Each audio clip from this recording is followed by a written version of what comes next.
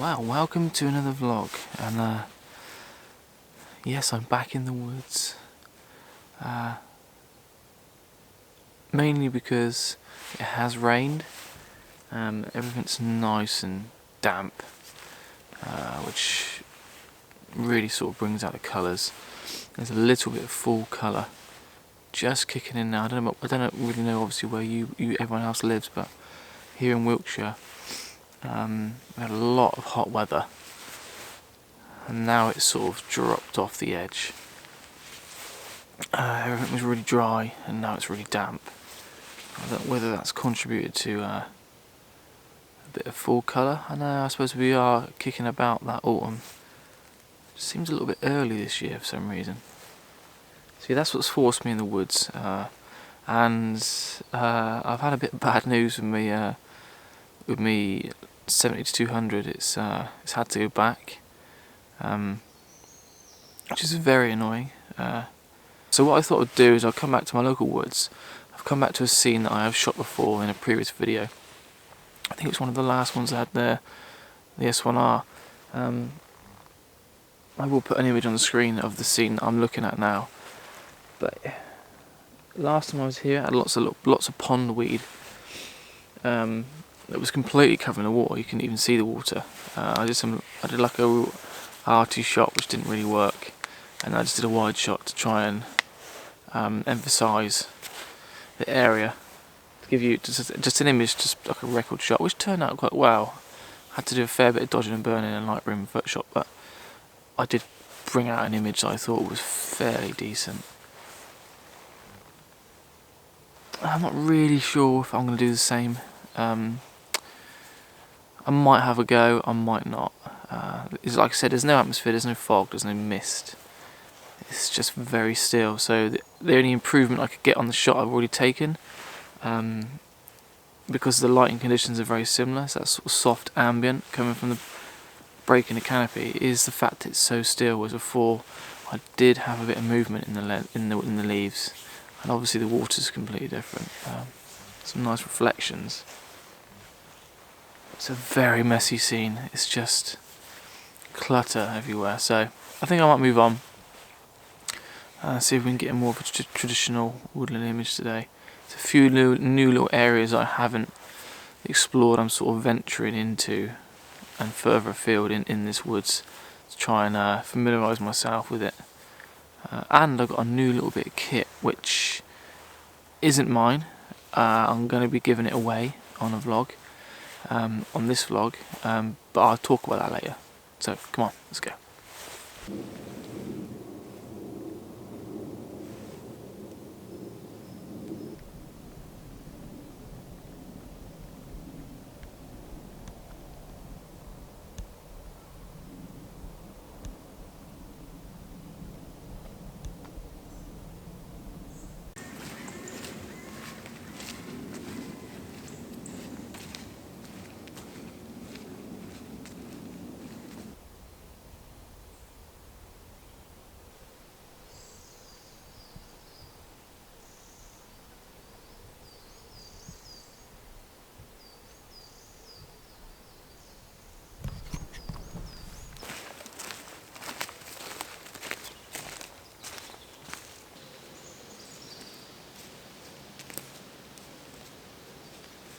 Now this is the new area that I wanted to focus on.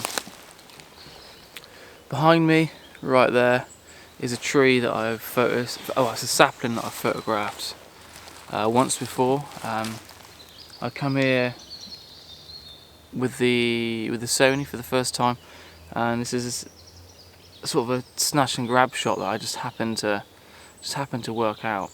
That was at sunset. This is at sunrise. And there are some really nice streaks of warm light coming through, like sort of highlighting little sections of trees, which brings compositions to life, also sucks it out and moves it over to the left a foot, or over to the left, over to the right a foot, or something you might see in the distance works, and when you get there it's gone. So although it does fleeting light does create compositions, it can complicate things even more, because if you're not quick and snappy or have a composition in mind, then you kind of find yourself chasing and just aimlessly running around a section of woods. But what I thought I'd do, although I have been to this area before, I've literally shot that tree, I noticed other things in the distance that looked really good when I was here last. So I want to explore this area, and plus I wanted to see this composition in different conditions. Although there's not a huge amount of atmosphere now, like I said, them streaks of light, I wanted to see where them streaks of light come through on this composition, which parts of the image they illuminated, just to build up a knowledge of whether I can improve this image. I think I can improve it in terms of image quality.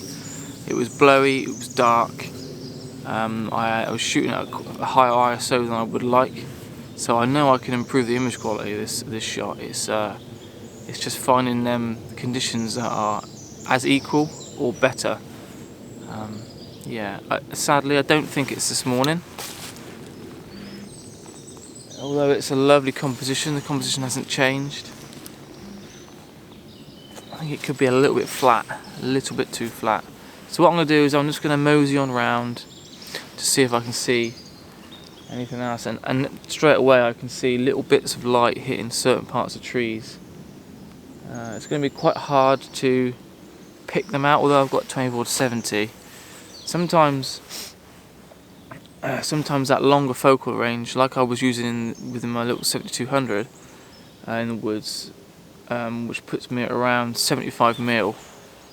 So I can use the 24-70, but the long end helps you compress the scene, simplify the scene, therefore getting a better, quicker image, and not turning yourself inside out. So I have got a 16-35. But I think a 16-35 in the woods, you need a really strong composition, and you want to try and eliminate that sky, which is obviously going to be a bit of an issue because I've got really harsh blue sky, and the longer I leave it now, higher that sun gets in the sky, and shafts of light will come down from more direct from above. So yeah, which makes a longer focal range shooting in the woods. If you're beginner, you're probably going to be, or you're out with the family, you're probably going to want to be shooting during the middle of the day. So yeah, little tip: we use a longer focal range in the woods. You probably see the warm light hitting me on the face now, so I better stop waffling and get on with it. Right, I have practiced what I've preached. I've put the 24-70 GM lens on, and I'm going to walk around with the camera. If I see something, I'm going to put it up to my eye. I know instantly whether it's worth put my bag down and get my tripod out. What a lot of workshop leaders will do is they'll say, have a walk around, don't get your tripod out, get your camera out first. I like to take that a step further. I like to teach people to walk around with the camera in their hand, or get what I got, like a little Peak Design clip. You can clip it on, and therefore if you see something, it's there to hand. You haven't got to even take your bag off. I think that encourages people. That will encourage people to not to take more shots, but try things that they might not necessarily think will work. It makes you more spontaneous, which I think will help people not to try and get themselves tied in knots or stress themselves out worrying they haven't found anything yet. If you've got it to hand, then you're more likely to put it up to your eye, which then relates to taking the picture, getting your tripod out, and blah blah blah. So yeah, I'm just gonna walk around handheld, and leave it down by my side, and if I see something, then I'll have a little go. If I like it, I'll get my tripod out.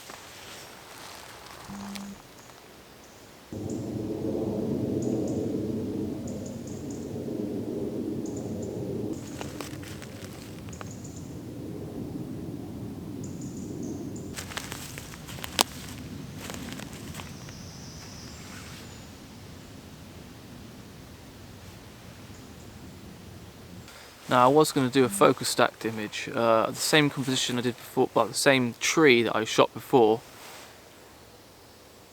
but in portrait looking down, is I found a nice fern. Shooting around 5.6, and I'm going to focus on the fern in the mid-ground and then on the far distance. But the wind's kicking up a little bit and I can't get them fast enough shutter speeds. It's causing a little bit of drama, and also them specular highlights that eliminating that sky like we just talked about earlier. I think I mentioned it earlier. As you go later on in the day, I'm getting quite a lot of high. I suppose I could crop that out. I could square crop that for Instagram, like a 4x5, which isn't a bad idea. Which is probably what I'll do. I'm gonna have a go at this focus stacking. Just see if I can manage it even with this fern. Now what I could do is take a separate shot on the fern at a faster shutter speed, higher ISO, because this camera can handle a higher ISO, and then mask this fern in from underneath as layers in Photoshop. That's another way of getting around moving foliage, or like even if you just want to do it just for one aspect, I could take a shot focused on the faster shutter speed, blend that in from underneath using layers in Photoshop. But don't like to get too involved in doing stuff like that on Photoshop. I do like to try and get the image how I want it here and now, or at least enough for Lightroom, but it's good to test yourself.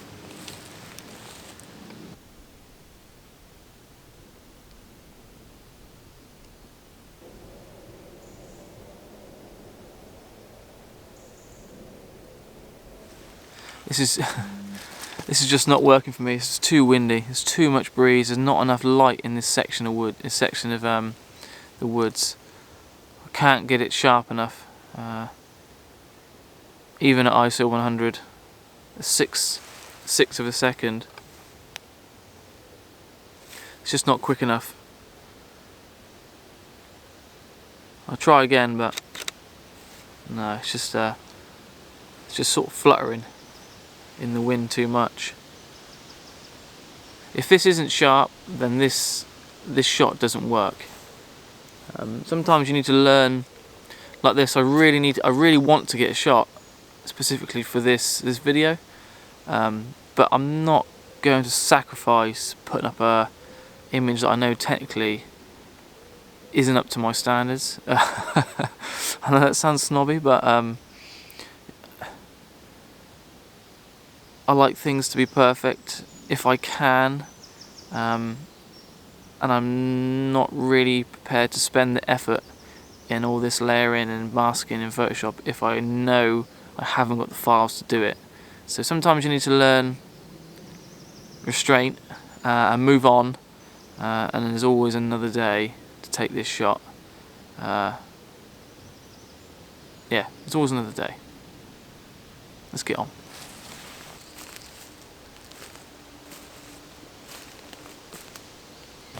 Begin to get very harsh, so the shadows are really dark and the highlights are really high. So what I'm going to try and do is just stoop down this sort of section of the wood that sort of droops down into like more of a valley, and try and shoot and try and see if I can pick out something at the other side of the hill, which will help me eliminate sky. And obviously, if I go down on the opposite side of where the sun's rising and drop down, I'm going to eliminate some of these harsh highlights. And also, if you are finding it's quite harsh in the woods, then try and find a more denser canopy. That'll help soften and hold back some of them highlights. And also, a little tip: behind me and around here, there is, I can just show you. There's some nice saplings, and from the other side. So from the other side, walking this way, they didn't look very good. But sometimes turning around and looking where you've just been, obviously gives you a different perspective. And if you can eliminate that sky, you can pick out some of them lovely highlights, some of them backlit trees, rather than the sun pounding down on them and you're looking down on them from the sun behind. Try turning around, look back towards the sun, and if you can get a higher vantage point looking down, you eliminate all that sky, and then you've got backlit trees, which are far more pleasing to the eye. Obviously the light coming through the leaves will soften the light. Sometimes you can find compositions that way, so always look behind. There's compositions everywhere in the woods. It's just training your eye and working through these different workflows and systems that I always do. And they're all the same every time, which obviously ups the consistency of getting shots and gets you there quicker. So yeah, always look behind.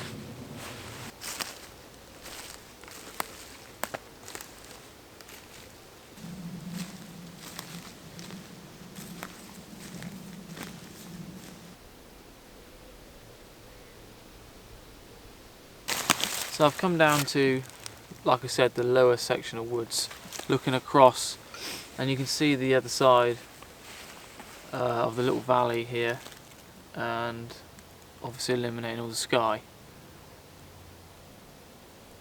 But there's always a but. I haven't got my long lens like I said earlier, so I can't get close enough. Even if I drop right down to this side, still can't get close enough. So I am struggling a little bit. But like I said earlier, with the focus stack shot, you need to know when to quit, or when to move on, I should say. So that's what I'm going to do. Just going to keep moving on, and if I don't find something, I don't find something. It's not the end of the world.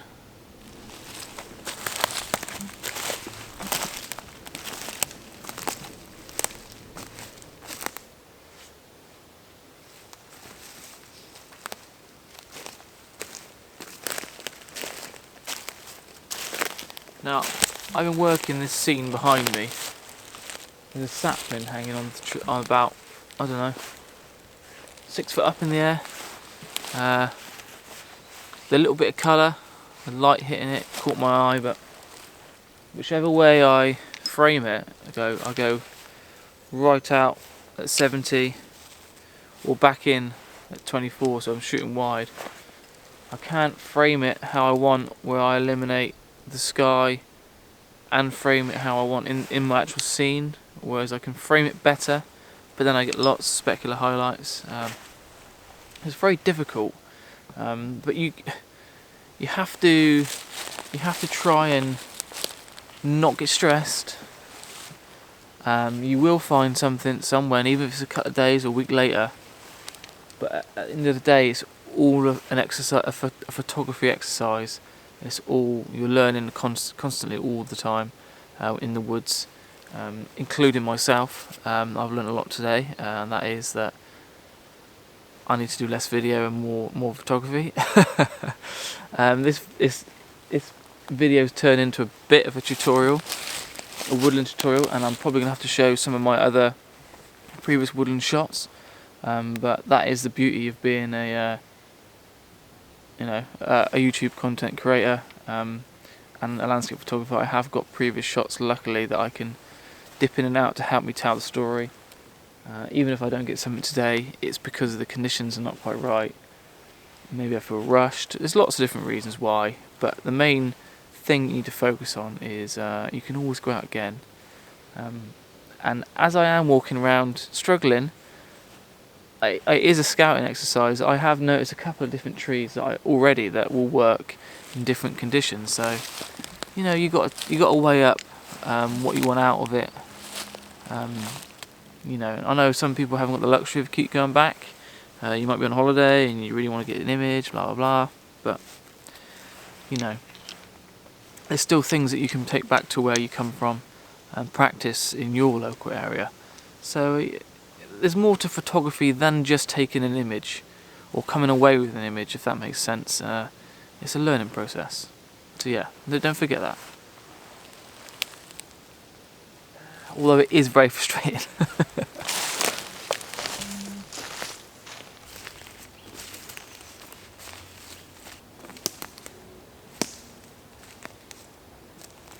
Right, I am gonna wrap this video up. I think I am struggling. The light is very harsh, like I've already said already, and I just hope that this video, with the tips that I've given you, I can show you some old images that I've took. I have took one shot this morning, maybe another one. I am gonna obviously try and take some images as I walk back to the van. But if you can take one thing from this video, it is take your time when you're shooting in the woods. It is frustrating, but if you follow a process, the process I talked about might not work for you, but it works for me, and I try and do this every time I shoot in the woods, and that helps me get to where I want to be. And if I can't get to where I want to be, then I'm scouting at the very least, and I'm getting to know my camera, I'm getting to know the woods better that I'm in, which will all help to producing images in the future. So you need to learn to diversify and adjust your goals as you're walking through and shooting the woods. So yeah, thank you so much for watching. But before I go, I'm going to run a little bit of a giveaway. This here is a three-legged thing. I think it's a Air 360 or Airhead Pro. It's the new big ball head that they do anyway. The new version of mine. And I've been lucky enough to be given this, not by Three-Legged Thing, but by a subscriber and a follower on Instagram. His name is Adrian_89 UK. I'll put it on the screen now, and I'll link to his Instagram in the description. Go ahead and check him out. But Adrian's been very kind enough. He had a spare ball head lying around. He preferred the. I think he said he prefers the ball head that I've got with the twist knobs rather than the lock. So yeah, this is I'm gonna give this away. As much as I would love to keep it, there's nothing wrong with my ball head that I've got, and yeah, so that's the reason why I'm gonna give it away. But yeah, thank you to Adrian for giving it to me, really, to give away to you guys. So what I was thinking I was going to do is just comment down below, in the description down below, in this video now, and just let me know what you struggle with your woodland photography, and I will try and get through and answer as many of the questions I can. And all them comments, what I'll do is I'll bundle them all up, and in next week's video I will announce the winner. I'll do a TubeBuddy random comment picker. I'll select someone, and I'll box this up, and I'll just get in the post to you, and you can chance of winning yourself a ball head. There's a few little marks on it, but it is pretty much brand new, and like I said, it is the new latest ball head from Three-Legged Thing. It has their fancy new quick release lever plate on top, which is very smart. It works really well. Actually, it's quite nice. I don't want. I'd rather keep it for myself, if I'm honest. But anyway, yeah. Comment down below what you struggle with in the woods, woodland photography, and I will try and get round to commenting and replying and answering all your questions. And then one lucky person is going to win this ball head.